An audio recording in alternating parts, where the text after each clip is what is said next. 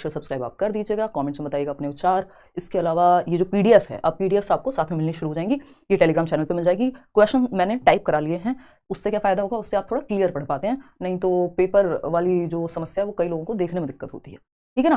तो कुछ 30 क्वेश्चन हैं, 30 मार्क्स का ही आता है, जिसमें 15 नंबर की पेडागोजी ईवीएस की और 15 नंबर का आपका क्या आएगा, कंटेंट। कंटेंट में क्या होता है, एनसीईआरटी, और उसी एनसीईआरटी से जुड़ा हुआ आपका क्या बनता है, पेडागोजिकल कंटेंट बनता है, ठीक है जी। आ जाओ पहले फिर बात करें। हाँ, ऐप में टाइम टेबल समझ नहीं आ रहा, उस पर मैं एक बार बात कर लूंगी। ये अगस्त वाला ही पेपर है ना, स्ट्रगल लाइफ अगस्त वाला ही पेपर है, जो 23 अगस्त को पेपर हुआ था, उसी को हम प्रॉपर एनालाइज कर रहे हैं, देख रहे हैं क्वेश्चंस कैसे आए, रिपीट हुए हैं कई सारे क्वेश्चंस, है ना, तो इसको मुश्किल नहीं कहेंगे। एक आध क्वेश्चन है जो बिल्कुल आउट ऑफ द बॉक्स दे दिया है। चलिए स्टार्ट करते हैं। पोल आपके सामने आएगा, आप मस्त 9 बजे अब तैयार होकर के बैठिए, पूरी कोशिश है कि हम मिले हर रोज, एक आध दिन को छोड़ करके। पहला क्वेश्चन है, a teacher wants to select synchronous communication with her students for teaching EVS, which of the following will she choose. देखिए कई सारे क्वेश्चंस आपके कॉमन सेंस से सॉल्व होते हैं, हालांकि common sense is not so common ऐसा कहा जाता है, बट आपको कॉमन सेंस डेवलप करना है एज अ टीचर और एज अ ह्यूमन बीइंग भी। एक शिक्षिका ईवीएस शिक्षण के लिए अपने विद्यार्थियों के साथ तुल्यकालिक या सिंक्रोनस संप्रेषण का चयन करना चाहती हैं, वह निम्नलिखित में से किसे चुनेंगी। पहला ऑप्शन है, अभी सिंक्रोनस कम्युनिकेशन होता क्या है पहले ये जानना जरूरी है। सिंक्रोनस कम्युनिकेशन होता है real time communication. Real time बोले तो जैसे अभी रियल टाइम में आपके पास क्वेश्चन मैंने बताया और सामने आपके पोल आ गया, ये लाइव चल रहा है सेशन, और आप उधर से, मैं इधर से बोल रही हूँ, आप कमेंट कर पा रहे हैं। अगर मैं आपसे कुछ भी पूछूंगी आप कमेंट करके बता देंगे। ऐसा नहीं है, जब आप रिकॉर्डेड देख रहे होते हैं इसी वीडियो को तो ये असिंक्रोनस बन जाता है, यानी कि ये नॉन रियल टाइम हो जाएगा। I don't know if that's a word, but हम कहेंगे कि वो रियल टाइम नहीं है। रियल टाइम बोले तो जब आप व्हाट्सएप पे चैट कर रहे हैं, हाय बहन कैसी है ना, या हाय फलाने कैसा है, ठीक है ना, वो सामने से रिप्लाई कर रहा है मर चुका हूं, मजाक कर रही हूं, दिल को मत ले जाना, है ना, या फिर व्हाटएवर, मेरे बेबी ने खाना खाया, सोना ने खाना खाया, व्हाटएवर। तो ये जो इस तरह की चीजें भी किस में आती हैं, सिंक्रोनस कम्युनिकेशन में आती हैं, है ना। बाबू ने खाना खाया, राइट, बड़ा मुश्किल हो जाता है, देखो प्रैक्टिस नहीं होती है तो ऐसा होता है। तो अगर हम बात करें तो ये उधर से रिप्लाई आ रहा है, हाँ खा लिया, या नहीं बहन तुम ही खिला दो, 25 साल से तो भूखा ही हूँ या भूखी ही हूँ, जैसे आज से पहले ना वो खाना खाता था और ना वो खाना खाती थी, अब जब तक पूछेंगे नहीं तब तक खाना जाएगा नहीं अंदर। खैर छोड़िए। तो कुल मिलाकर के बात ये है कि सिंक्रोनस कम्युनिकेशन है जब आप रियल टाइम में, आपको दिख रहा है कि आपने मैसेज किया, सामने वाला टाइप करते हुए नजर आ रहा है आपको, मतलब रियल टाइम कम्युनिकेशन है।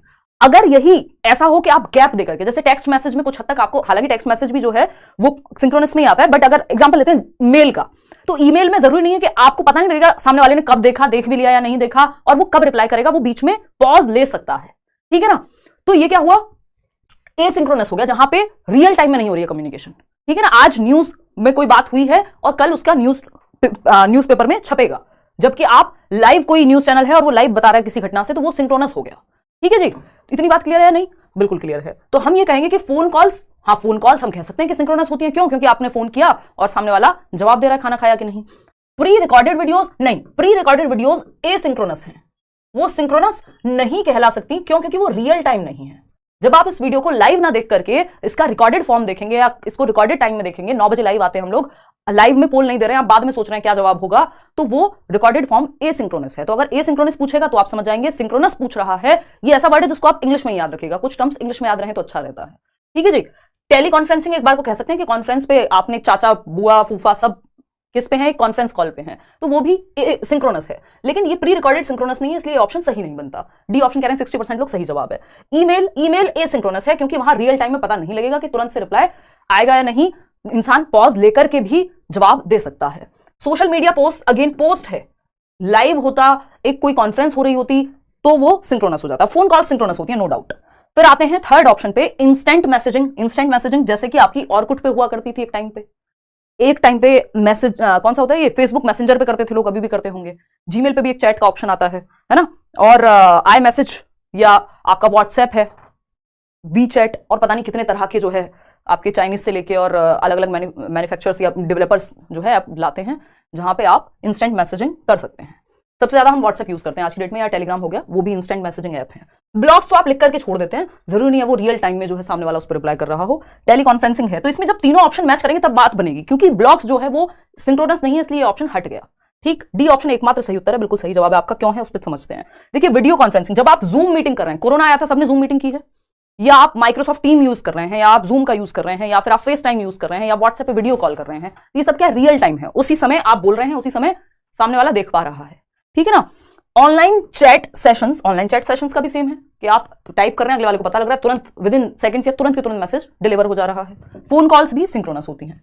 तो ये तीनों ऑप्शन सही है, इसलिए डी सही है। बाकी में कोई एक ऑप्शन सही था या एक ऑप्शन गलत था। ठीक है ना, इतनी बात क्लियर है। चलिए आगे बढ़ते हैं। नेक्स्ट क्या है, क्वेश्चन नंबर 2। इसका जवाब दीजिएगा पोल में। क्या है ये? एक सिंक्रोनस कम्युनिकेशन है जो हम लोग के बीच में हो रही है। कई लोग कह रहे हैं हम तो लिख रहे हैं मैसेज लेकिन आप जवाब नहीं देते हो। देखिए ये थोड़ा सा समस्या है क्योंकि आप लोग ज्यादा संख्या में होते हैं और फिर अगर डिस्कशन करना है और जवाब दोनों साथ में दिए जाएंगे तो मुश्किल हो जाएगी बात। ठीक है नहीं? देखिए अभी मैं फिर से एसी ऑन करूंगी। अब फिर से कोई पूछेगा, लास्ट क्लास में शाम वाली में भी कोई पूछ रहा था कि अभी भी दीदी आप एसी यूज करते हो? मजबूरी कहते हैं इसको, है ना? क्यों? क्योंकि इतनी सारी लाइट्स हैं यहाँ कि अभी सर्दियों वाले कपड़े पहने नहीं हैं फिर भी गर्मी लग जाती है बहुत ज्यादा। ठीक, चलिए आते हैं। बताइएगा, एक बार जवाब दीजिएगा। बहुत ही खराब जोक्स मेरे दिमाग में आते रहते हैं, मैं थोड़ी सी शैतान बच्ची हूँ, मैं फिर कंट्रोल कर लेती हूँ। देखिएगा क्वेश्चन नंबर 2 देखिए। If theme travel railway station depicts utilization of a community resource in EVS, which of the following will complete the theme food. मतलब भाई कम्युनिटी रिसोर्स नाम का एक टॉपिक है आपके सिलेबस में। कम्युनिटी रिसोर्स क्या होता है भाई? कम्युनिटी रिसोर्स होते हैं जो हम सामुदायिक संसाधन यानी समुदाय से जिन संसाधनों का प्रयोग करके हम कोई चीज सिखा रहे हैं ईवीएस में। यानी सामुदायिक संसाधन क्या हो सकते हैं? आप किसी नर्स को क्लासरूम में ले आए, आप किसी फार्मर को क्लासरूम में ले आए किसान को पौधों के बारे में बताने के लिए, नर्स को ले आए या डॉक्टर को ले आए बीमारियों के बारे में चर्चा करने के लिए, हेल्थ पे डिस्कशन के लिए। तो वो एक कम्युनिटी का पार्ट है वो डॉक्टर, जिसको आप क्लासरूम में लेकर के आए तो वो कम्युनिटी रिसोर्स बन गया। उस रिसोर्स का संसाधन का प्रयोग कर रहे हैं क्लासरूम में सिखाने के लिए। अब लेकिन यहां पूछा क्या है, इन्होंने कहा यदि रेलवे स्टेशन जो है 6 थीम्स हैं आपके ईवीएस में, याद है ना? Food, water, shelter, travel, things we make and do, याद है ना? फैमिली, फ्रेंड्स, ये 6 थीम्स हैं। तो ट्रेवल जो थीम है यदि उसके कॉन्टेक्स्ट में यदि थीम यात्रा रेलवे स्टेशन दिखाया गया है थीम यात्रा के तहत, यानी कोई जगह है, कोई स्थान है, ठीक है ना? अगर कोई स्थान है, ठीक। अब ईवीएस में यदि ट्रेवल थीम पढ़ाने के लिए रेलवे स्टेशन पे ले जाया गया तो फूड पढ़ाने के लिए कहां ले जाएंगे? अब आपको यहां पे किसी व्यक्ति से नहीं स्थान से ही जोड़ना है। ये वैसा ही कि इसका रिलेशन इससे क्या है, ये रीजनिंग टाइप का क्वेश्चन हो गया। तो एग्रीकल्चरल फार्म, हाँ सही लग रहा है, लेकिन फॉरेस्ट नहीं, हम वहां लेकर के जा रहे हैं जहां एक्टिविटी हो रही है, ठीक है ना? और क्या है? फूड है हमारा जो थीम है, फॉरेस्ट जरूरी नहीं है।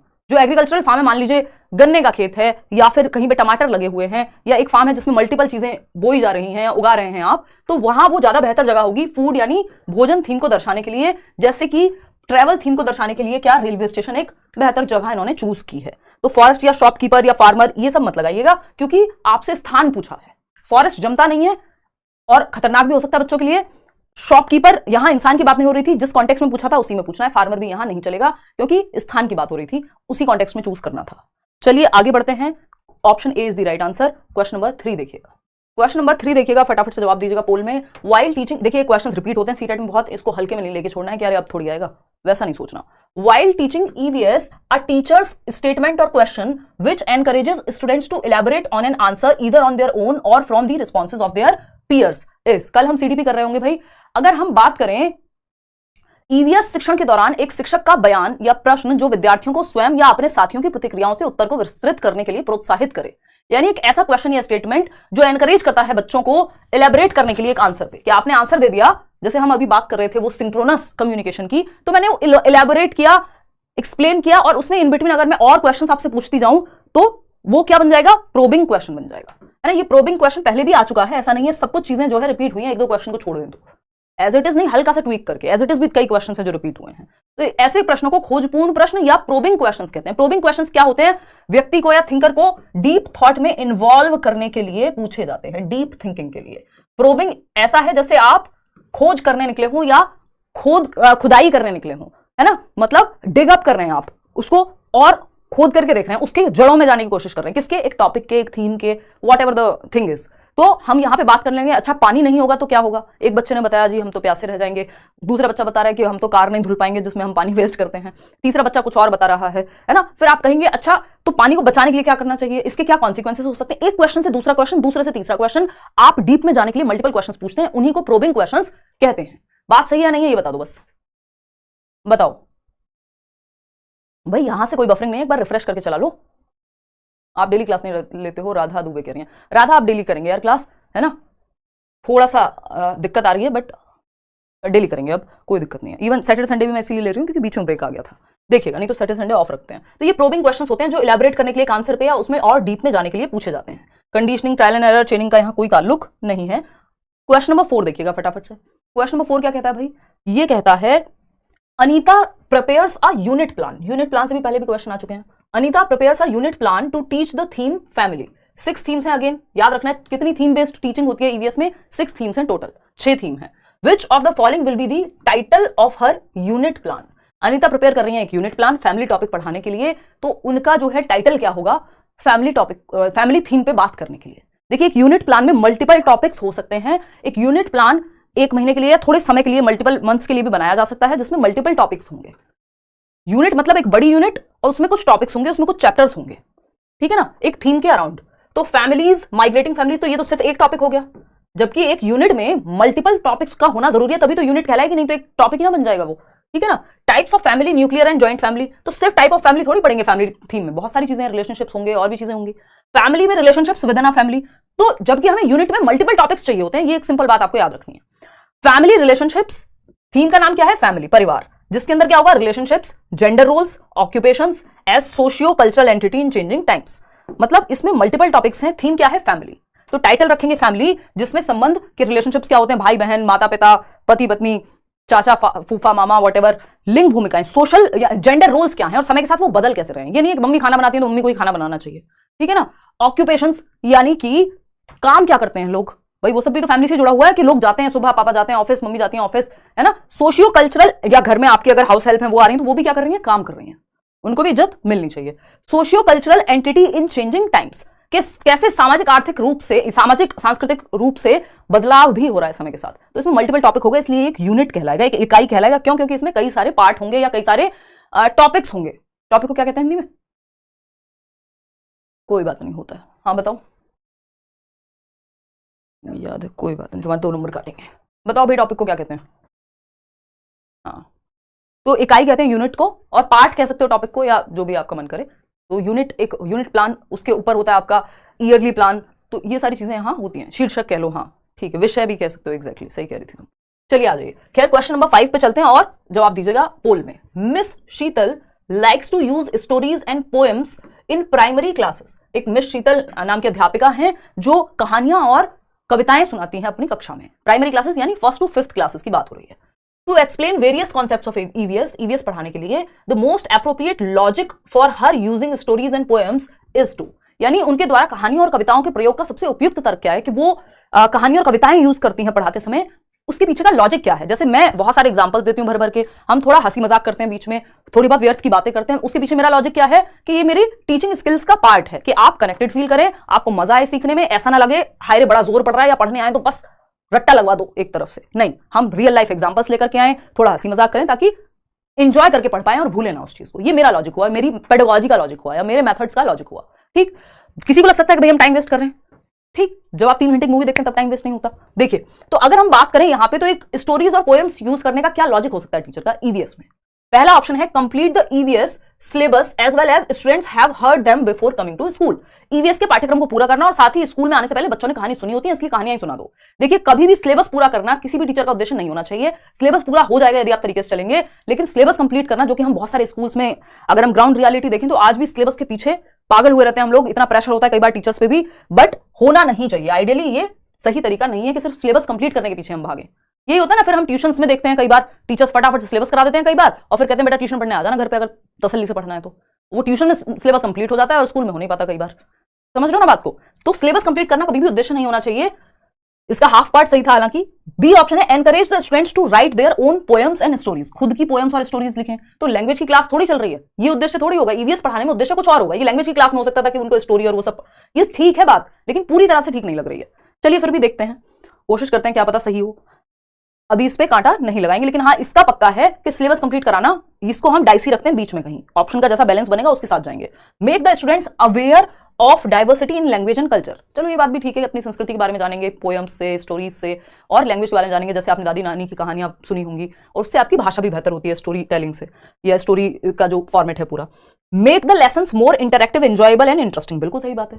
तो हम ये कह सकते हैं, बी ऑप्शन क्या था, encourage the students to write their own poems and stories. हाँ, इसमें कोई दिक्कत नहीं है, मतलब ये ठीक ही है। हालांकि हम इसको हटा देते अगर सिर्फ एक ऑप्शन चूज करना होता, लेकिन हम मल्टीपल ऑप्शन यहां चूज कर सकते हैं, ठीक है ना। तो फर्स्ट तो नहीं होगा क्योंकि सिर्फ पाठ्यक्रम पूरा करना उद्देश्य नहीं हो सकता, लेकिन बाकी तीनों को हम सिरे से नहीं नकार सकते, और तीनों का ऑप्शन हमारे पास है तो हम इसके साथ चले जाएंगे। बीसीडी, बीसीडी कहां बन रहा है, आपका सी ऑप्शन में। तो हम सी के साथ जाएंगे। हाँ ठीक है, हम एनकरेज कर सकते हैं बच्चे अपने किस्से कहानियां लिखें, वो उनके ट्रैवल के किस्से हो सकते हैं, उनके परिवार के किस्से हो सकते हैं, तो कहीं ना कहीं ईवीएस भी वहां इंक्लूड हो जाएगा। तो कई बार या बहुत ज्यादातर बार ऑप्शन पे डिपेंड करता है कि हम आंसर किस तरह से चूज करेंगे, क्योंकि मैं बार बार यही बात कहती हूं पेडागोजी में 4 ऑप्शन सही हो सकते हैं, लेकिन आपसे पूछा क्या गया है, ऑप्शन किस तरह के अवेलेबल हैं, तो उस हिसाब से बेस्ट चूज करके हमें लेकर के आना है। ठीक, तो C option is the right answer. आगे बढ़ेंगे क्वेश्चन नंबर 6 पर, देखिएगा फटाफट से जवाब दीजिएगा। क्वेश्चन नंबर 6 क्या कहता है भाई, ये कहता है which of the following options is a major objective of teaching EVS from classes 1 to 5, यानी निम्नलिखित में से कौन सा विकल्प कक्षा 1 से 5 तक ईवीएस पढ़ाने का एक मुख्य उद्देश्य है। यानी ईवीएस पढ़ाने के पीछे का मेन ऑब्जेक्टिव, किसी भी सब्जेक्ट को पढ़ाने से पहले आपने कभी लेसन प्लानिंग की होगी, जो पाठ योजना बनाते हैं आप अपनी teaching training, B Ed, BTC, D El Ed, जो भी आपके डीएड, जितने भी कोर्सेज हैं सब में लेसन प्लानिंग होती है, पाठ योजना बनाई जाती है। उसमें आप जनरल ऑब्जेक्टिव्स लिखते हैं कि ये सामान्य उद्देश्य होंगे इस सिलेबस से रिलेटेड, स्पेसिफिक ऑब्जेक्टिव्स होंगे विशिष्ट उद्देश्य इस टॉपिक से रिलेटेड। तो उद्देश्य जरूर परिभाषित होते हैं पहले से ही कि हम किसी चैप्टर को या किसी सब्जेक्ट को पढ़ रहे हैं या कोई भी काम हम कर रहे हैं तो कर क्यों रहे हैं, उसके पीछे का उद्देश्य क्या है। जैसे मैं और आप अभी जुड़े हुए हैं, उद्देश्य है ना पेपर के लिए पढ़ाई कर रहे हैं और जीवन के लिए भी थोड़ा सा सीख ले रहे हैं, ठीक है ना।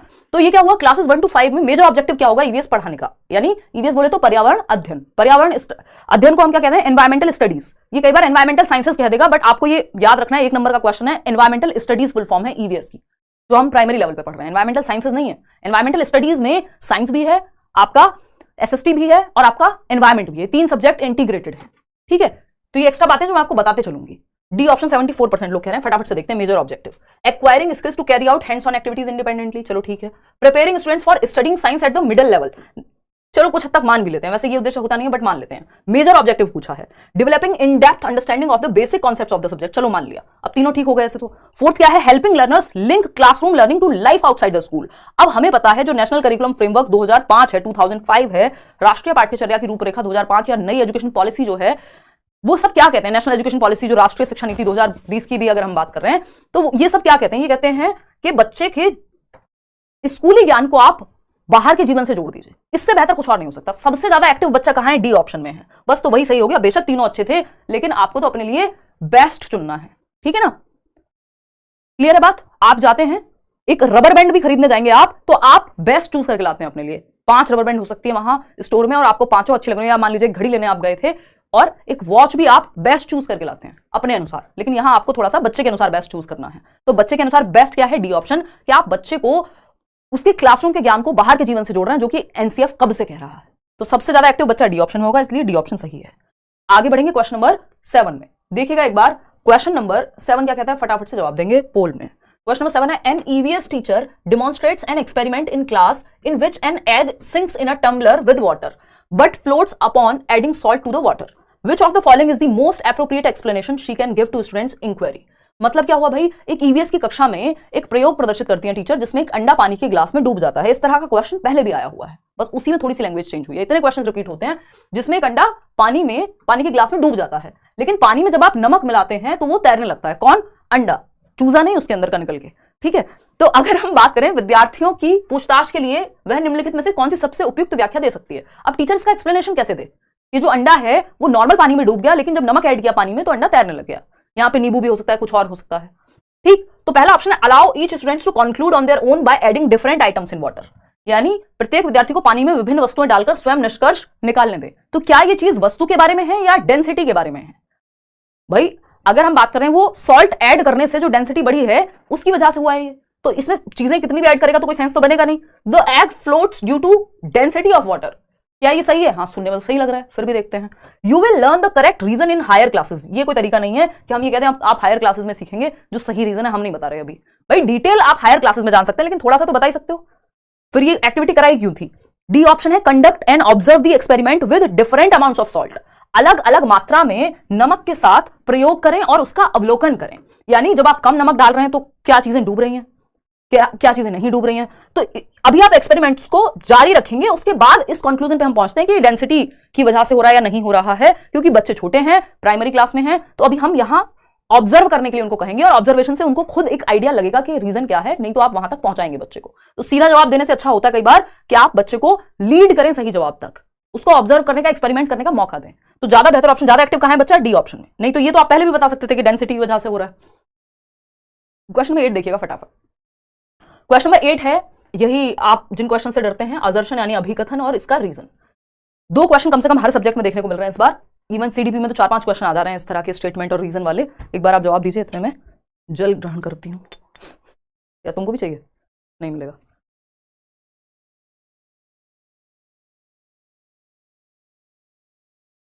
कोई कह रहा है बफरिंग में परेशान कर रखा है यार, शायद शुरुआत में लगता होगा बट उसके बाद नहीं होनी चाहिए। ये पता नहीं सिस्टम भी चेंज करा दिया मैंने लास्ट सीटेट से, पता नहीं क्या कहें उसको, नजर कहें किसी की, क्या कहें, ये थोड़ी दिक्कत होने लगी। लेकिन जिनके इंटरनेट में प्रॉब्लम है उनको ज़्यादा लगता है। ये यहाँ से नहीं हो रही ना, चल रहा है ठीक नहीं है ना? हाँ फिर ठीक है। क्या खोल के चेक कर लिया मॉडम? अच्छा अच्छा फिर ठीक है। हाँ सीडीपी क्लास कल से करेंगे भाई, डोंट वरी, पेपर 1 पेपर 2 दोनों के लिए बीच बीच में अलग अलग सब्जेक्ट्स करते रहेंगे। चलें आगे बढ़ें। 8th क्वेश्चन, बी ऑप्शन कह रहे हैं।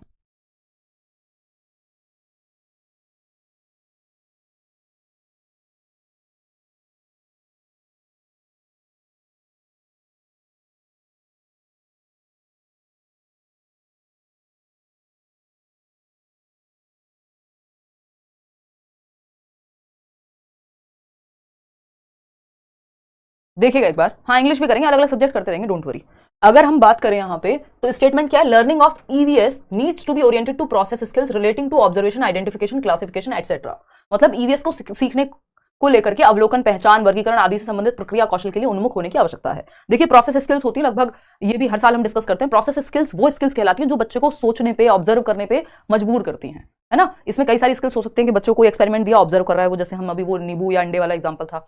एनालाइज करना एक प्रोसेस स्किल का हिस्सा हो सकता है। कैटेगराइज करना, क्लासिफाई करना, एनालाइज करना, इन्फर करना, अनुमान लगाना, ये सब प्रोसेस स्किल्स हैं जिनमें बच्चा सोचने पे मजबूर होता है। इसका रीजन क्या है, इनका इस्तेमाल किया जाना चाहिए, यस किया जाना चाहिए, सही बात है। रीजन क्या दिया है, थ्रू एक्वायरिंग वेरियस प्रोसेस। इस तरह के क्वेश्चन सबसे पहले ये देखना है क्या ये बात स्टेटमेंट सही है, हाँ जी सही है। नहीं होता तो आगे की बात तो खत्म ही हो जाती। तो अगर सही है तो उसके बाद अब हम देखेंगे क्या इसका रीजन सही है, क्या दोनों सही है और एक दूसरे के लिए सही है, ठीक है ना। तो रीजन क्या है, through acquiring various process skills the learning outcomes of EVS learning are expected to be achieved. यानी विभिन्न प्रक्रिया कौशल प्राप्त करने के माध्यम से ईवीएस के सीखने के परिणामों को हासिल करने की संभावना होती है। यानी अगर हम प्रोसेस स्किल्स एक्वायर कराएंगे बच्चों को कि वो खुद से ऑब्जर्व करना सीख जाएं, आइडेंटिफाई करना सीख जाएं, क्लासिफाई करना सीख जाएं, चीजों के बीच में अंतर पता करना सीख जाएं, एनालाइज करना सीख जाएं, अनुमान लगाना सीख जाएं, तो क्या होगा, लर्निंग आउटकम बेहतर होगा, उनका सीखने का जो रिजल्ट है वो अच्छा होगा, वो बेहतर सीख पाएंगे। रिजल्ट मतलब वो नंबर वाला रिजल्ट नहीं, उनकी लर्निंग बेहतर होगी, ठीक है ना। Of EVS learning and are expected to be achieved, सही बात है, दोनों बात सही है। देखिए ये अपने आप में सही था कि ईवीएस में प्रोसेस स्किल्स को सिखाया जाना चाहिए। रीजन एकदम सही दिया गया है कि इसलिए सिखाया जाना चाहिए क्योंकि वो बेहतर आउटकम लेकर के आएंगे, बेहतर तरीके से सीख पाएंगे। दोनों बातें सही है, रीजन भी सही है। तो both A and R R is correct, R R true and R is the correct explanation. अगर ऐसा होता बी सही नहीं होता या आर सही नहीं होता तो हम चले जाते कि आर सही नहीं है। दोनों सही है, दोनों एक दूसरे के लिए भी सही है। क्वेश्चन नंबर 9 देखिएगा फटाफट से। क्वेश्चन नंबर 9 क्या कहता है भाई, क्वेश्चन नंबर 9 कहता है एन ईवीएस टीचर शुड ले emphasis on dash while preparing question paper for summative assessment. एक एफ होता है, दूसरा एस से होता है, ठीक है ना। ऐसे क्या है, समेटिव असेसमेंट। समेटिव असेसमेंट यानी योगात्मक मूल्यांकन जो जजमेंट के लिए होता है, जैसे हाफ ईयरली एग्जाम, जैसे आपका ईयरली एग्जाम। वही फॉर्मेटिव असेसमेंट होते हैं जो क्लास टेस्ट हो गया, जिसमें एक्टिविटी बेस्ड चीजें ज्यादा होती हैं, है ना। तो यहां पे पूछा जा रहा है कि किस चीज पे फोकस किया जाए समेटिव एग्जाम लेते समय। ये असेसमेंट ऑफ लर्निंग का हिस्सा होता है। Length and objectives of the question paper, चलो ठीक है। Content coverage and objectives of the question paper, बात बराबर सी हो गई। Total marks and content coverage of the question paper, length and total marks of the question paper. अब आप इसको देखिए, समझिए। देखिए सबसे बेहतर है यहाँ पे content coverage and objectives of the question paper. यानी आपका जो प्रश्न पत्र है, आप देखेंगे ईयरली हाफ ईयरली में लगभग सारे ही कंटेंट्स कंप्लीट हो रहे होते हैं। एक बड़ा सिलेबस आ रहा होता है कि एक तो सारा जो भी जितने भी चैप्टर से पूछा जा रहा है वो सब कवर हो रहे हो, एटलीस्ट हर एक चैप्टर से एक क्वेश्चन हो, है ना। और थॉरोली, जिससे पता लगाया जा सके कि बच्चे ने सारे चैप्टर्स या सिलेबस को अच्छे से जाना है कि नहीं। तो content coverage and objectives of the question paper. Question paper का उद्देश्य क्या है, हम जानना क्या चाह रहे हैं बच्चे से, इस चीज को ध्यान में रख करके, और कंटेंट कवरेज हो रही है या नहीं हो रही है, जो भी पढ़ाया गया है वो ठीक से जांच पा रहे हैं या नहीं जांच पा रहे हैं। इसमें मार्क्स अपने आप आ जाएंगे, लेंथ फर्क नहीं पड़ता। तो सबसे काम का जो ऑप्शन है वो बी ऑप्शन है, जो बाकियों को अपने अंदर समाहित कर लेता है। क्वेश्चन नंबर 10 देखिएगा फटाफट से। क्वेश्चन नंबर 10 क्या कहता है भाई, जवाब दीजिएगा। क्वेश्चन नंबर 10 कहता है which of the following is not a learning outcome in EVS for students of class 3। अच्छा, इससे पहले मुझे आपको 2-3 चीजें बतानी है। ये तो खैर आप करियर से बैच में एनरोल हो सकते हैं, करियर लैब डाउनलोड करके सीटेट के बैचेस में। इसके अलावा अगर मैं कहूँ आपको, एक तो एस से पे हम बात करेंगे, समेटिव असेसमेंट, फॉर्मेटिव क्या होता है, ये भी एक और क्वेश्चन आएगा आगे आई बिलीव, तब हम इसको डिस्कस करेंगे। और दूसरा, शुरुआत में हमें थीम्स की बात करनी है, तो अभी हम क्वेश्चन छोड़ के थीम्स पे आ जाते हैं। पहले 6 थीम्स होती हैं ईवीएस में, ये कई बार क्वेश्चन आ चुका है शुरुआत से अब तक। कितनी total themes, topic based study नहीं करते हम ईवीएस में, थीम्स बेस्ड स्टडी करते हैं। थीम क्या है, एक थीम में कई सारे टॉपिक्स आ जाते हैं। टोटल थीम्स कितनी है, 6 ईवीएस। अगर हम प्राइमरी लेवल की बात करें, क्लास 1 to 5 की बात करें, ईवीएस का मतलब है एनवायरमेंटल स्टडीज, ना कि एनवायरमेंटल साइंसेज। फुल फॉर्म का भी 1 नंबर का क्वेश्चन आ जाता है, ठीक है ना। तो अगर हम बात करें ऐसे पे बाद में आएंगे। 6 थीम जल्दी बताओ, याद है किसी को? पुराना सेशन देखा है? यूट्यूब पे देख लेते यार, मैराथन देख लेते ईवीएस की इतने। पहला क्या है? फैमिली। जन्म कहां से लेते हैं, शुरुआत कहां से हो रही है जीवन की? फैमिली एंड फ्रेंड्स, वैसे याद रखेंगे फैमिली एंड फ्रेंड्स। तो ये क्या हुआ? फर्स्ट थीम हो गया, ठीक है। सेकंड थीम क्या है? अब जब पैदा हो ही गए तो फूड, खाना भी खाएंगे, फूड। अब पानी भी पिएंगे, हालांकि पानी नहीं पीना चाहिए खाना खाते तुरंत, बट पी लो यहाँ पे। Water, food, water. अब रहने को एक घर भी चाहिए, शेल्टर, है ना, यानी शेल्टर। फिर क्या चाहिए? अब मन नहीं लग रहा, ट्रेवल भी करना है, निशा जैसे बच्चों को ट्रेवल भी करना है ना, घूमना है, पेड़ थोड़ी एक जगह थोड़ी रहेंगे, ठीक। फिर अगर हम बात करें, मूवी का डायलॉग है, अगर हम बात करें 6th की, तो things we make and do. अब कुछ काम भी तो करेंगे या ट्रेवल ही करते रहेंगे? Things we make and do. तो ये है हमारे 6 थीम्स ऑफ ईवीएस। इनके अराउंड एक क्वेश्चन मिनिमम, नहीं तो 3 से 4 क्वेश्चन बन जाते हैं। इस बार भी आप देख सकते हैं 3-4 क्वेश्चन। अभी तक हम 2-3 क्वेश्चन कर चुके हैं ट्रेवल पे या फैमिली पे, थीम्स को मिला करके, जबकि अभी तक हमने सिर्फ 10 क्वेश्चन करे होंगे। तो अगर हम देखें, family and friends, food, water, shelter, travel, things we make and do, ये 6 आपके ईवीएस की थीम्स हैं। इनको दिमाग में रखना है। निशा को सामने करूंगा मैं। अरे पुराने यूट्यूब पे कोई वीडियो मिल जाएगा।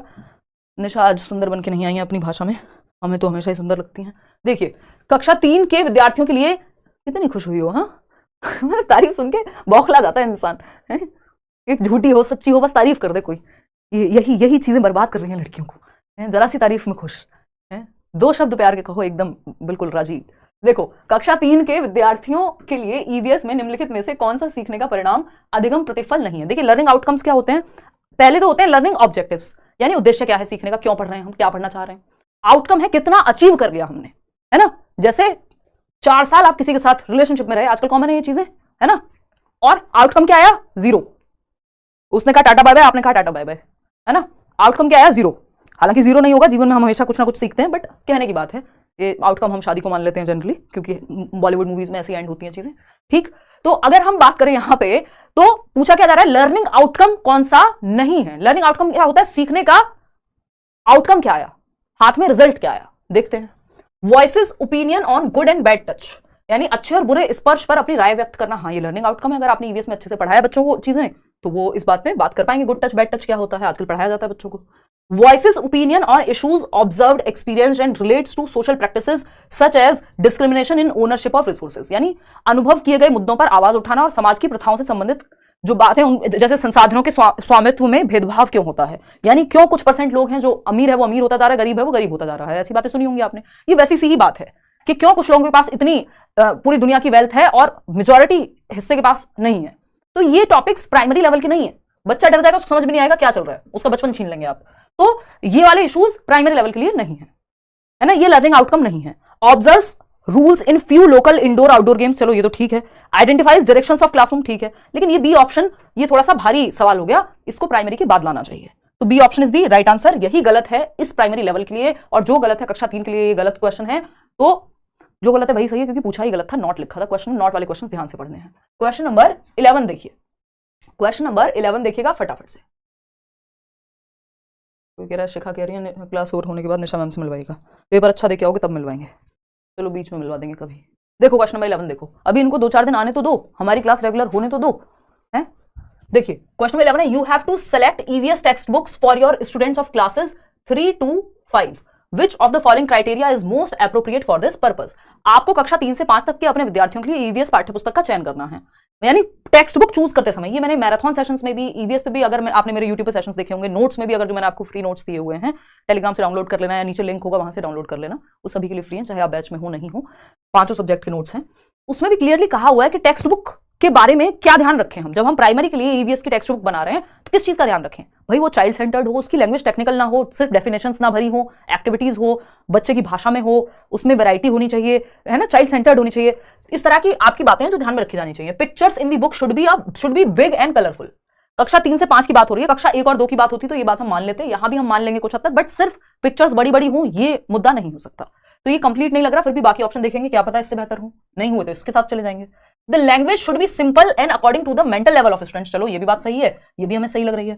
थर्ड ऑप्शन पे जाते हैं, the text book should be illustrated and appealing to students, पाठ्य पुस्तक को सचित्र होना चाहिए और विद्यार्थियों को आकर्षक लगनी चाहिए, चलो ये बात भी ठीक है। लेकिन ये तीनों ऑप्शन ना ऐसे लग रहे हैं जैसे हम कक्षा 1 और 2 की बात कर रहे हो, हालांकि बी ऑप्शन फिर भी ज्यादा सही है। चलिए डी और पढ़ लेते हैं। The text book should be child oriented and devoid of any stereotypes or derogatory attitudes based on gender, caste, class and religion, ये बात एकदम परफेक्ट है और ये ऑप्शन अपने आप में बाकी ऑप्शन से ज्यादा बेहतर है, बाकी ऑप्शन को अपने अंदर समाहित कर लेता है। पाठ्य पुस्तक बाल उन्मुख होनी चाहिए, यानी बच्चे पे केंद्रित होनी चाहिए, उसके जीवन, उसकी भाषा शैली, है ना, उसके आसपास का माहौल तथा लिंग, जाति, वर्ग और धर्म के आधार पर किसी भी रूढ़िवादिता या अपमानजनक व्यवहार से रहित होनी चाहिए। ऐसा ना हो कि बुक में लिखा हो 2 आदमी मिलकर जिस काम को 1 दिन में करते हैं उसी काम को 4 औरतें मिलकर 2 दिन में कर पाती हैं। क्या हुआ? ये हम दर्शा रहे हैं कि औरतें जो हैं वीक हो गई। किससे? मेन से या पुरुषों से। तो अगर हम बात कर रहे हैं महिला और पुरुष की, तो इस तरह की, ये तो एक एग्जाम्पल है। रूढ़िबद्धता को हमें नहीं लेके आना है कि आप अपनी टेक्स्ट बुक्स में दिखा रहे हैं कि जो मदर है या फीमेल है घर में वो तो किचन में काम कर रही है, एक फोटो है बुक में, और पिताजी हैं वो ऑफिस से सूट बूट पहन के आ रहे हैं। तो बच्चे के दिमाग में यही इमेज बनेगी कि माताजी घर पे काम करती हैं और पिताजी जो है सूट बूट पहन के बाहर से आते हैं। ये स्टीरियोटाइप बन जाएगा, क्योंकि पिताजी के भी हाथ उतना ही काम कर सकते हैं किचन में जितने माताजी के, है ना। तो ये क्या हुआ? स्टीरियोटाइप्स आज के समय में, हालांकि ये चीज बहुत हद तक चेंज हो रही है कि हम बुक्स से ये चीजें हटा रहे हैं। ऐसे और भी सैकड़ों एग्जांपल्स पहले हुआ करते थे, या पिक्चर्स से ये चीज दर्शाई जाती थी जिससे जेंडर स्टीरियोटाइप्स को बढ़ावा मिलता था। ठीक है ना, इतनी बात क्लियर है? D option is the right answer, ये ज्यादा बेहतर कॉम्प्रिहेंसिव आंसर है। चलिए थोड़ा सा स्पीड बढ़ा लेते हैं, कई लोग कह रहे हैं।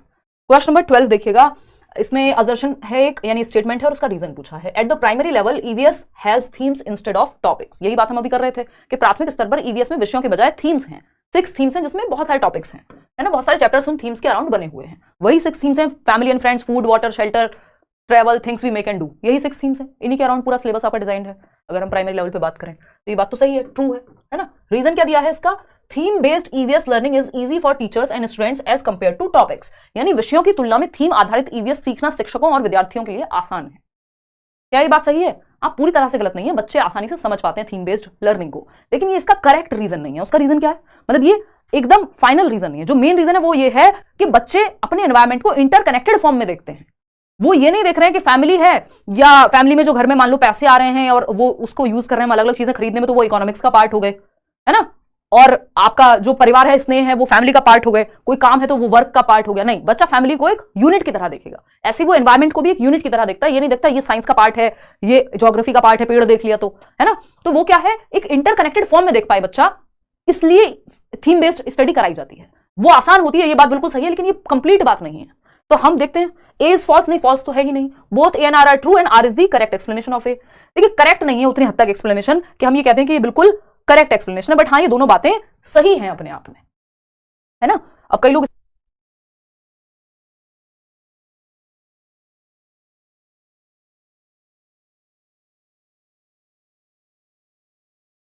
लोग इसमें कंफ्यूज हैं। इसका जो आंसर है वो सी है। ऑफिशियली भी इन लोगों ने यही माना है ना। आसानी होती है, नो डाउट। ये चाहते तो इसको आर भी रख सकते थे, बट वो कंप्लीट एक्सप्लेनेशन नहीं है। तो अब हमें ऑफिशियल आंसर की के साथ इस केस में जाना पड़ेगा। क्यों? क्योंकि कंप्लीटली सही नहीं है वो बात, लेकिन पूरी तरह से गलत भी नहीं है। ठीक है ना। तो हम सी के साथ जाएंगे कि भाई दोनों सही है, बट वो करेक्ट एक्सप्लेनेशन नहीं है। सिर्फ ये रीजन नहीं है कि आसान हो जाएगा इसलिए हम थीम से पढ़ाते हैं, बल्कि इंटरकनेक्टेडली पढ़े बच्चा इसलिए पढ़ाया जाता है थीम्स का प्रयोग करके। क्वेश्चन नंबर 13 देखिएगा, you want to encourage hands on activities for students of EVS, which of the following is the most appropriate activity. आप पर्यावरण अध्ययन के विद्यार्थियों के लिए व्यावहारिक गतिविधियों को प्रोत्साहित करना चाहते हैं जिसमें बच्चा एक्टिविटी करे, फील्ड ट्रिप पे जाए, कोई और एक्सपेरिमेंट करे, कोई पौधा लगा के देखे, खुद से बेसिकली कोई एक्सपेरिमेंट या कोई भी एक्टिविटी करके देखे। बात सही है। अब एप्रोप्रिएट एक्टिविटी बताइए। Map reading from a globe, एक ग्लोब से नक्शे को पढ़ना। प्राइमरी क्लास के बच्चे हैं, बड़े बच्चे नहीं है। बी ऑप्शन है collecting coins of different countries. अब कहां जाएंगे वो डिफरेंट कंट्रीज? अलग अलग देश जाएंगे। कुछ बच्चे तो होंगे क्लास में, सारे बच्चे तो नहीं जा पाएंगे अलग अलग देश, उनके पास तो करेंसी नहीं होगी। तो ये तो बहुत अच्छी एक्टिविटी नहीं हुई, एक बार को प्रिंट आउट चल जाता है यहाँ पे। Developing N EVS kit from available material, ये सबसे बेस्ट हो जाएगा कि एक ईवीएस किट तैयार हो जाए, जो भी मटेरियल अवेलेबल है अलग अलग बच्चों के पास अलग अलग होगा, और अलग अलग एक्टिविटी में वो उसको इस्तेमाल कर पाएंगे। कि कोई डिगअप करने के लिए कुछ लेकर के आ रहा है, किसी के पास स्टिकर्स हैं इंडिया के अलग अलग स्टेट्स के, तो ये सब एक ईवीएस किट का पार्ट बन जाएंगे। उपलब्ध सामग्री को एक ईवीएस किट के रूप में विकसित करना और फिर क्लास में जब एक्टिविटी हो तो उसका इस्तेमाल करना। ठीक है ना। सिर्फ different plants on a chart वो एक एक्टिविटी हो जाएगी, सबसे बेहतर है सी। आगे बढ़ेंगे, क्वेश्चन नंबर 14 देखिएगा, formative assessment of EVS. Formative assessment of EVS पे क्वेश्चन है। फटाफट से आप हमें बताएंगे कि रचनात्मक आकलन क्या, कौन सा उदाहरण है इन 4 ऑप्शंस में से, बताइए। अभी हमने बात की थी एसए की। समेटिव असेसमेंट होता है जिसमें ईयरली और half yearly pen paper test judgement के लिए होता है। फॉर्मेटिव असेसमेंट होता है जो एक्टिविटी बेस्ड होगा, फीडबैक के लिए होगा कि आप सीख कैसे रहे, ये फॉर्मेटिव असेसमेंट बताएगा। जो एफए टेस्ट होते हैं आपके, और आपने कितना सीखा है, वो समेटिव असेसमेंट है। फिर से मैं बोल देती हूं, आपने कितना सीखा है ये समेटिव असेसमेंट है, योगात्मक आकलन है। आप कैसे सीख रहे हैं ये फॉर्मेटिव असेसमेंट है, फीडबैक के लिए होता है, इंप्रूवमेंट के लिए होता है। ठीक है ना। तो अगर हम बात करें फॉर्मेटिव असेसमेंट यानी एफए की ईवीएस में, तो ये किसका पार्ट है? असेसमेंट फॉर लर्निंग का, बिल्कुल सही बात है, सीखने के लिए आकलन एफ का पार्ट है। ऑफ लर्निंग तो भाई एस से हो जाता है कि सीखने का आकलन, कितना सीखा है, ये एस से है। सीखने का आकलन, सीख लिया अब उसका आकलन, सीखने के लिए आकलन। हम सीख रहे हैं, आप पोल में जवाब दे रहे हैं, तो अगर गलत भी देंगे तब भी हम ये आकलन किस लिए कर रहे हैं? क्या आपको फाइनल नंबर मिलेंगे इससे? नहीं, आपको सीखना है अभी कि गलती हो रही है तो कहां और कैसे इंप्रूव करें। तो इसको फॉर्मेटिव असेसमेंट कहेंगे, फॉर लर्निंग में आएगा। एस लर्निंग होता है सीखने के साथ सीखना या सेल्फ असेसमेंट। जब आप खुद का टेस्ट ले रहे होंगे घर पे तो वो फॉर्मेटिव असेसमेंट का हिस्सा है। असेसमेंट एज लर्निंग कहते हैं उसको, सेल्फ या पीयर असेसमेंट, आपके दोस्त आपका टेस्ट लें या आप खुद का टेस्ट लें, एज लर्निंग कहते हैं उसको। ये भी एफए का पार्ट है, तो ए भी एफए का पार्ट है, सी भी एफए का पार्ट है। अबाउट लर्निंग कुछ होता नहीं, हम पढ़ते नहीं है, ठीक। जबकि ऑफ जो है वो एस से का पार्ट है, तो ए और सी इज दी राइट आंसर, जो कि सी ऑप्शन में हमें गिवन है, ठीक है। आगे बढ़ेंगे, क्वेश्चन नंबर 15 देखिएगा। अभी 15 क्वेश्चंस और हैं, हम थोड़े स्लो चल रहे हैं, मैं डिटेल में डिस्कशन हो तो अच्छा रहता है, क्योंकि आपको सिर्फ ये क्वेश्चंस नहीं करने हैं, आपको ये कॉन्सेप्ट समझना है, एक माइंडसेट तैयार करना है, क्योंकि इन्हीं क्वेश्चंस को घुमा फिरा करके पूछा जाएगा। सिलेबस चेंज नहीं हुआ है, हर साल ऐसे क्वेश्चंस पूछे जाते हैं, रिपीट भी होते हैं। इसमें भी बहुत सारे रिपीटेड क्वेश्चंस हैं प्रीवियस ईयर के, बस हल्का सा ट्वीक करके पूछ लेंगे। क्वेश्चन नंबर 15 देखिए, स्टेटमेंट क्या है? Field trips are an effective pedagogical strategy in EVS, यानी ईवीएस में क्षेत्र भ्रमण के लिए ले जाइए बच्चे को, प्रभावी तकनीक है पढ़ाने की। हाँ बिल्कुल सही बात है। ताजमहल के बारे में बात कर रहे थे, हिस्टोरिकल साइट्स के बारे में बात कर रहे थे, ताजमहल ले गए। आप फसलों के बारे में बात कर रहे थे, किसी एग्रीकल्चरल फार्म ले गए, जो अभी हम बात भी कर रहे थे, बी कीपिंग कैसे होती है दिखाने ले गए, है ना। तो थोड़ा सा सतर्कता के साथ। तो ये क्या, फील्ड ट्रिप्स एक्टिव तरीका है, बहुत ही अच्छा तरीका है कि बच्चा डायरेक्टली रियल लाइफ में जाकर के देखे किसी चीज को। रीजन क्या है इसका? फील्ड ट्रिप के नाम पे अक्षरधाम और दिल्ली दर्शन होता है ना कई स्कूल्स में, जो लोग या बाहर से भी अगर आप हैं, जैसे मैं जब बुलंदशहर भी रहती तो स्कूल से ट्रिप जाती है, वो फील्ड ट्रिप के नाम पे ही जाती है। हालांकि उसको कुछ और ही बना दिया जाता है, जैसे जैसे बच्चे बड़े होते जाते हैं तो पूरी मस्ती वहां होती है, और इसलिए कई लोग जाते भी नहीं है, क्योंकि उनको ज्यादा मस्ती नहीं करनी होती है। खैर, ये हुई बात, तो ट्रू है ये बात। रीजन क्या है इसका? Field trips promote memorisation of objects, events and places. ऐसी बात करते हैं, नहीं वैसे गलत तो पूरी तरह से नहीं है, फिर भी बी ऑप्शन कह रहे हैं कई लोग। 1 मिनट में चर्चा इस पे करेंगे।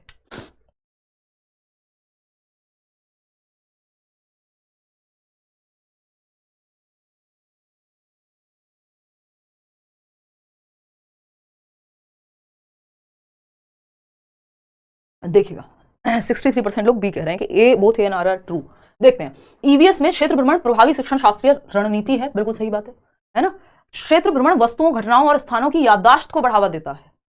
देखिए ये बात पूरी तरह से गलत नहीं है, बट ये सही भी नहीं है। क्यों? क्योंकि memorisation of objects, events and places, सिर्फ मेमोराइजेशन, क्या वो अनुभव नहीं दे रहा, रियल लाइफ एक्सपीरियंस नहीं दे रहा? मेमोराइजेशन तो आप क्लासरूम में रट्टे लगवा करके भी कर सकते थे, है ना। तो ये पूरी तरह से सही हम इसको नहीं मानेंगे। एक नजर में सही लग सकता है, मेमोराइजेशन अपने आप हो जाएगा, लेकिन अनुभव पे फोकस होता है यहाँ पे, है ना। मेमोराइज तो आप घर पे बिठा करके पिक्चर दिखा के करवा सकते थे, तो रियल लाइफ एक्सपीरियंस देने के लिए हम यहाँ पे ये काम करते हैं। A is true but R is false. D option is the right answer, ना कि बी, ठीक है। आगे बढ़िएगा। अगर आप श्योर हैं कि आर फॉल्स है तो फिर तो कोई दिक्कत उसमें माननी ही नहीं है, उसको गलत मानने में। क्वेश्चन नंबर 16 देखिएगा, विद रिस्पेक्ट टू गुजरात, अब आपका मैप वाला क्वेश्चन आ गया, the locations of Uttar Pradesh and Andhra Pradesh respectively are. अब आप में से कई लोग होंगे जो गुजरात बैठे होंगे, होगा ही कोई ना कोई, है भाई। उत्तर प्रदेश से कई सारे लोग देख रहे होंगे, I am sure. Andhra Pradesh से भी होंगे कुछ लोग, है ना, इंग्लिश मीडियम वाले लोग भी हैं अपने साथ। तो गुजरात के सापेक्ष उत्तर प्रदेश और आंध्र प्रदेश की क्रमशः स्थितियां हैं। गुजरात के सापेक्ष, गुजरात कहाँ है ये नजर आ रहा है मुझे इस मैप पे, ये मैप शुरुआत में दिखाया था ना, ये निकल के आ जाएगा अगर मैंने हल्का सा सीधा कर दिया इसको।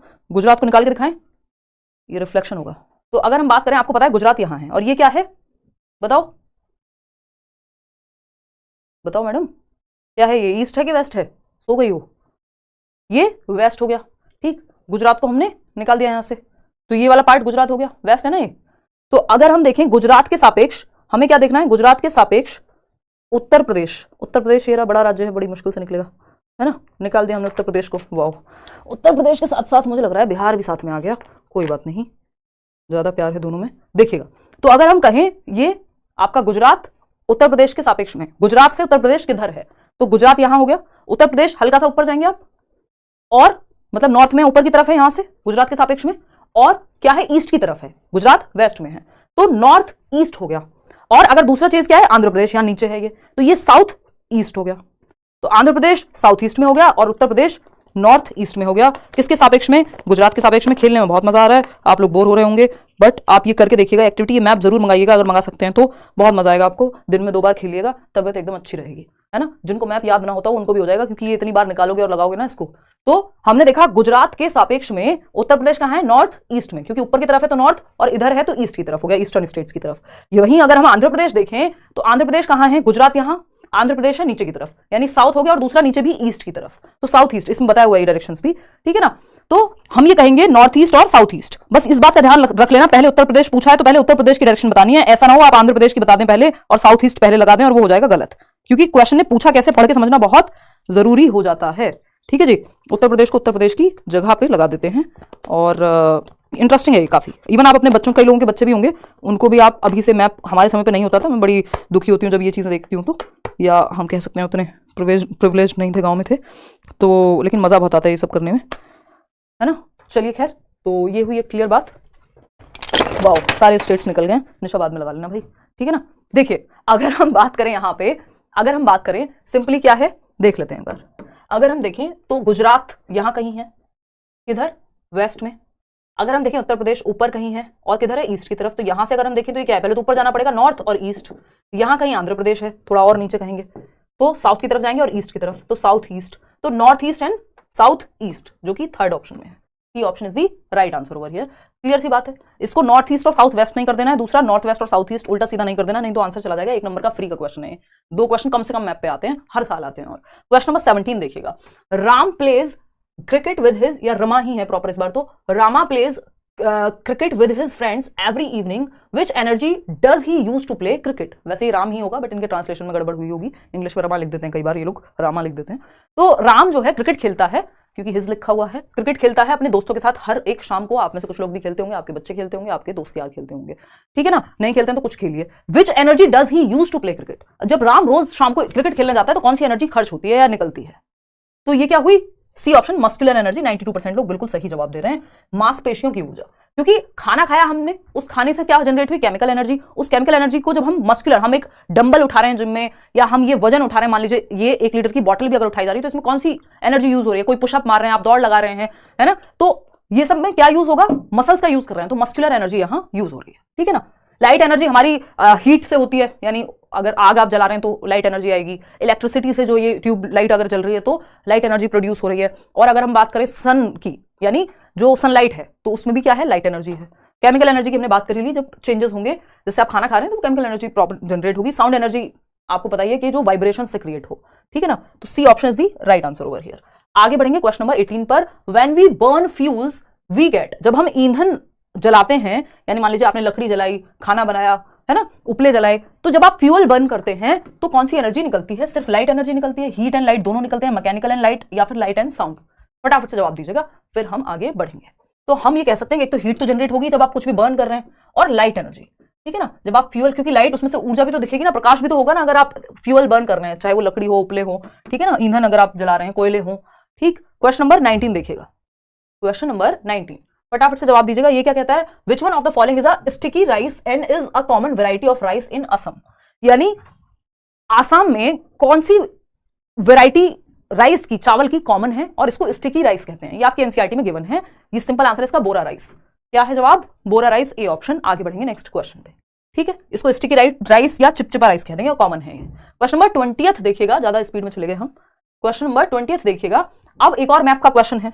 क्या है भाई इस क्वेश्चन में, select from the following best period of the year. नहीं, मैप का नहीं है ये। बेस्ट पीरियड किस चीज के लिए, साल में बेस्ट पीरियड जहां बिहार के लोग बी कीपिंग स्टार्ट करते हैं। बी कीपिंग क्या है, मधुमक्खी पालन का कार्यक्रम बिहार में किस सीजन में या किस साल के किन महीनों में चलाया जाता है, या मधुमक्खी पालन किस समय पे सबसे ज्यादा प्रिवेलेंट है। ये आपकी अमृता वाली जो स्टोरी है उसमें क्लियरली एनसीईआरटी में गिवन है, अक्टूबर टू दिसंबर। जवाब क्या हो गया, A option is the right answer. इसमें सभी लोग सही जवाब दे रहे हैं। क्वेश्चन नंबर 21 देखिएगा। 21वां सवाल क्या कहता है भाई, 21वां सवाल कहता है, कॉलम ए है एक तरफ और दूसरी तरफ है कॉलम बी। कॉलम ए क्या कहता है, क्यूमिन यानी जीरा। ये भी क्यूमिन सीड्स की बात, ये सारी एनसीईआरटी में गिवन है चीजें। अगर आपने एनसीईआरटी की समरी नहीं की है तो यूट्यूब पे मैंने कराई हुई है, चैप्टर वाइज उसको देख लो एक बार, नहीं तो मैंने एनसीईआरटी के फ्री नोट्स भी दिए हुए हैं, ठीक। डिस्क्रिप्शन बॉक्स में आपको लिंक मिल जाएगा, वीडियो के नीचे जाएंगे आप तो मिल जाएगा। अगर हम बात करें जीरा की, तो ये क्या होता है, स्मॉल बट फ्रेग्रेंट, छोटा छोटा होता है बट खुशबूदार होगा। बिल्कुल सही बात है। चलिए, हमें पता ही नहीं है कि जीरा क्या होगा, हमने मान लिया हमें नहीं पता, ठीक है। उल्टा शुरू करें, चिलीज अगर आप पढ़ेंगे तो ये साउथ अमेरिका में जनरेट हुई थी, एनसीईआरटी में प्रॉपर्ली दिया हुआ है। क्लोव की अगर हम बात करें, लौंग की, तो ये नेल के जैसा दिखता है, कील की तरह दिखता है लौंग। इतना तो पहचान ही लेगा कोई भी व्यक्ति जिसने एनसीईआरटी नहीं भी पढ़ी, वो लौंग के नाम पे इतना तो पहचान लेगा कि कील की तरह दिखती है। मिर्च साउथ अफ्रीका से आई है, साउथ अमेरिका से आई है, ये जिसने पढ़ा होगा उसी को पता होगा। लेकिन लौंग की गारंटी है कि क्लोव जिसने भी देख लिया उसको पता है कि एक नेल की जैसी, कील की जैसी दिखती है। तो इसका मतलब क्या हो गया, डी का फर्स्ट। क्या डी का फर्स्ट किसी ऑप्शन में दिख रहा है आपको? डी का 4 है नहीं, डी का 2 है, डी का 2 है नहीं, डी का फर्स्ट। सिर्फ एक ही जगह पे आपको बाकी ऑप्शंस चेक ही नहीं करने। यही होती है ट्रिक, जिसको हम ट्रिक के नाम पे बहुत बड़ी बड़ी बातें करके क्या करते हैं, वीडियो देख लेते हैं, चीजें कर लेते हैं, है ना, उसमें कोई दिक्कत नहीं है। बट ये सिंपल तरीका है कि आपने डायरेक्ट एक भी आपको समझ आया उससे मैच करके देख लो, क्या इसके साथ कोई और ऑप्शन है, नहीं है तो सीधा खत्म। अगर उसमें दो ऑप्शन एक जैसे हो, जैसे डी का 2 होता अगर, तो दो ऑप्शन में से फिर हम एक और चेक कर लेंगे, तो हमें सारे चेक करने की जरूरत उस केस में नहीं पड़ती बहुत बार। बस इसमें सतर्क रहना है कि कहीं दो कॉमन तो ना हो। क्वेश्चन नंबर 22 देखिएगा, एक और मैप का क्वेश्चन है। देखिए, द कोस्टल स्टेट और union territory of Bay of Bengal, Bengal की खाड़ी का तटवर्ती राज्य या केंद्र शासित प्रदेश कौन सा है? ओडिशा, कर्नाटका, कर्नाटका तो उधर चला गया, बंगाल की खाड़ी इधर है, कोई सेंस ही नहीं बना। केरला, ये भी इधर है आपका, जो आपका क्या कहते हैं इसको, अरेबियन सी की तरफ। भाई ईस्ट में तो बे ऑफ बंगाल तो इधर है ना, ईस्टर्न स्टेट्स में होगी, अरेबियन सी इधर है और इधर ही कर्नाटका है, इधर ही केरला है, यहाँ पे कहीं केरला है, ठीक। तेलंगाना, तेलंगाना डायरेक्ट नहीं पड़ेगा, अगर आप देखेंगे यहां तो तेलंगाना जो है डायरेक्ट नहीं पड़ेगा, कोस्टल एरिया में नहीं पड़ेगा। तो यहां पे बचता क्या है ऑप्शन, ओडिशा का। यहां पे आप देख पा रहे होंगे ये बे ऑफ बंगाल से बिल्कुल बाउंड्री पे है ना, बिल्कुल क्या है, बाउंड्री पे है बे ऑफ बंगाल की, यहां हम कह सकते हैं सीमाओं पे है। इतनी बात क्लियर है या कोई दिक्कत परेशानी दर्द समस्या इस बात को समझने में आपको हो रही है? ये रहा ओडिशा। तो ओडिशा को अगर हम यहाँ लगाएंगे तो हमें पता लग जाएगा कि बिल्कुल कोस्टल एरिया पे है ना। इसके बाद यहाँ पे बे ऑफ बंगाल है, बंगाल की खाड़ी है, ठीक है बात। चलिए खैर, ये आप खेल लीजिएगा घर पे, अभी हम आगे बढ़ते हैं और समझते हैं कहानी क्या है। तो Odisha is the right answer. Odisha की कैपिटल क्या है, घर पे पूछ लेना, किसी से बता ही देगा कोई ना कोई। बताओ तुम।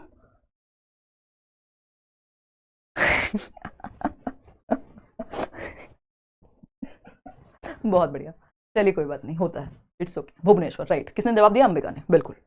चलिए खैर, क्वेश्चन नंबर 23 से कैपिटल पूछता नहीं है आपसे, आपका दिन खराब हो तो पूछ सकता है, पेपर में आपके नहीं पूछा जाता है, बट पता होना चाहिए। 28 राज्य हैं, 8 यूनियन टेरिटरीज हैं, केंद्र शासित प्रदेश हैं, इतना भी हमें पता होना चाहिए। जम्मू एंड कश्मीर के बाइफर्केशन के बाद थोड़ा सा ध्यान रखना है कि लद्दाख और जो JNK है।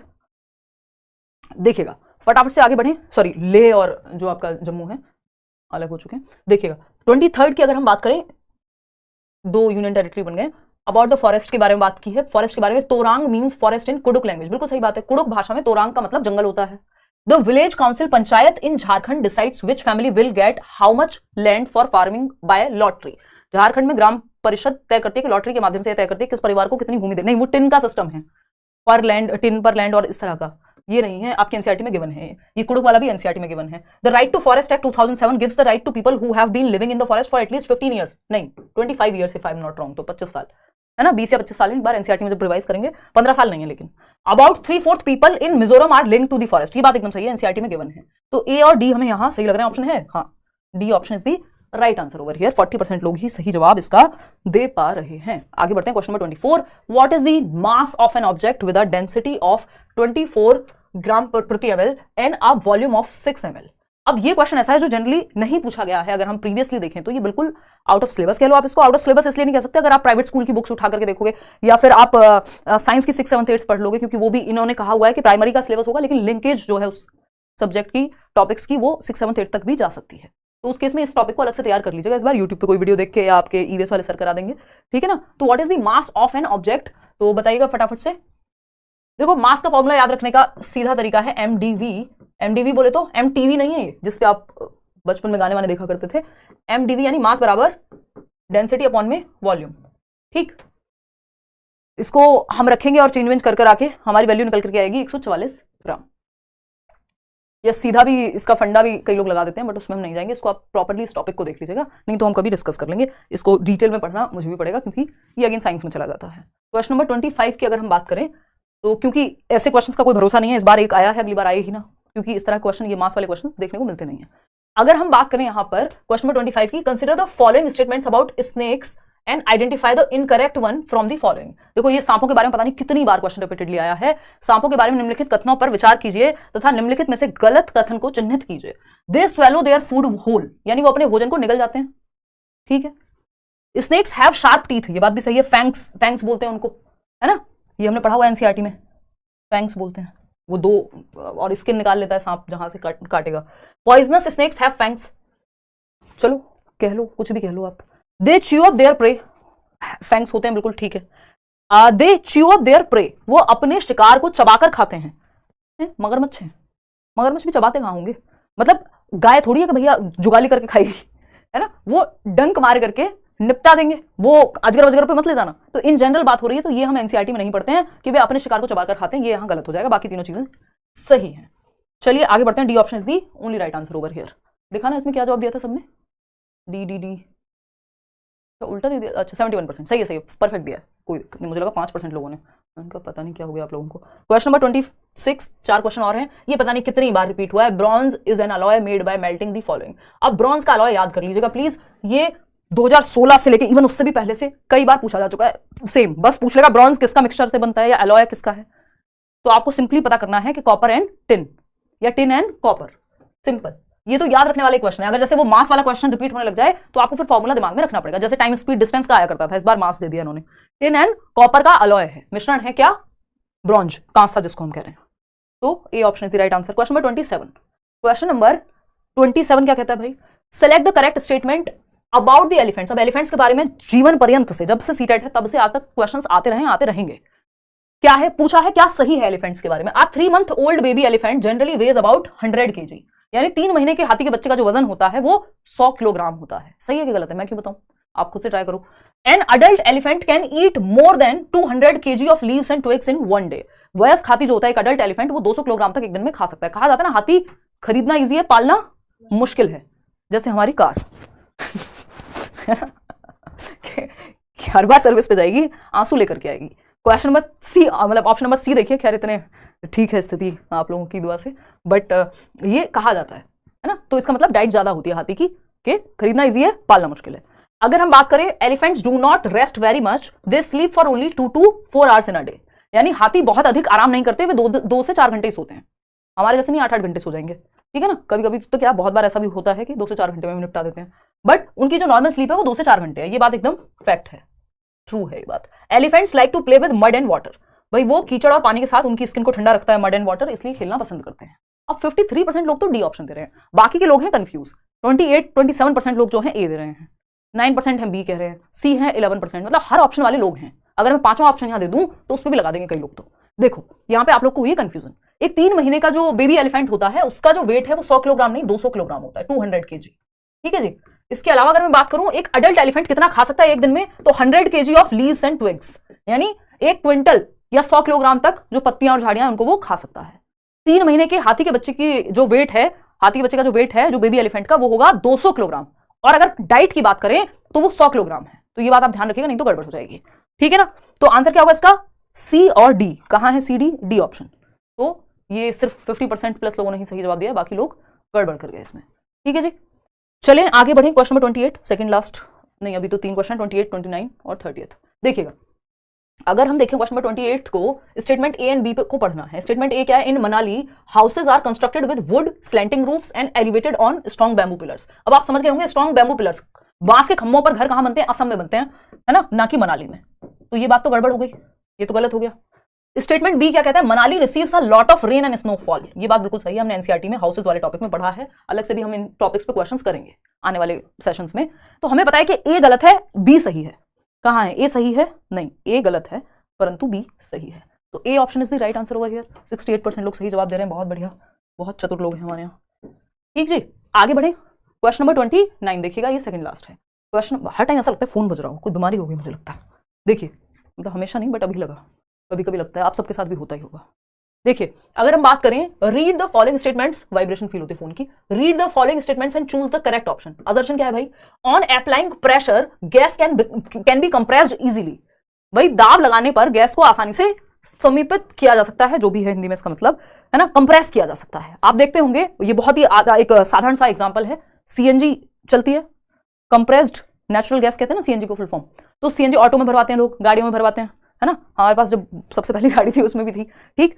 तो उसमें होता क्या है, अगर प्रेशर अच्छा आ रहा है, अगर आप सीएनजी पंप पर जाएंगे, प्रेशर अच्छा है तो ज्यादा गैस भी भर जाएगी आपके उस सिलेंडर में या उस जो भी है किट में जो आपकी गाड़ी में लगी हुई है सीएनजी। अगर प्रेशर अच्छा नहीं आ रहा तो ज्यादा सीएनजी नहीं भर पाती, क्योंकि प्रेशर क्या करेगा, कंप्रेस करने का काम करेगा, कंप्रेसर भी होता है, ठीक। तो ये क्या हुआ, अगर प्रेशर अप्लाई होगा गैस पे तो वो कंप्रेस हो जाएगी इजीली। बात सही है, बहुत आसान सा एग्जांपल है, कोई दिक्कत नहीं होनी चाहिए। ट्रू है ये बात, बिल्कुल ट्रू है। रीजन क्या है इसका, when we apply pressure to a gas, the intermolecular space between gaseous particles decreases and it gets compressed। जो इंटरमॉलिक्यूलर स्पेस होगा उन कणों के बीच में वो कम हो जाएगा, क्योंकि हम कंप्रेस कर रहे हैं, है ना, दबा रहे हैं प्रेशर से, तो ज्यादा गैस आ गई। दोनों बातें सही है ना, both A and R true and R is the correct explanation of A. बात सही है नहीं, हो गई।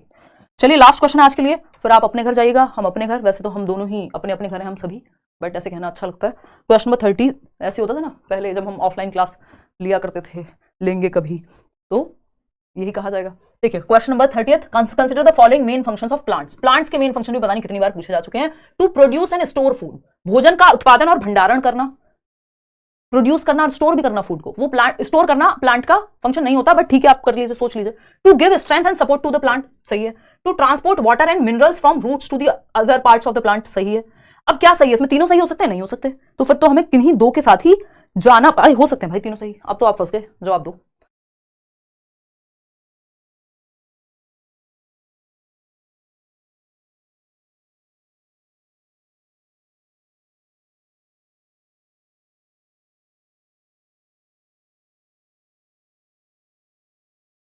हो गया ना लास्ट टाइम, तो जाओ फिर, ये 1 मिनट रुक जाओ बस।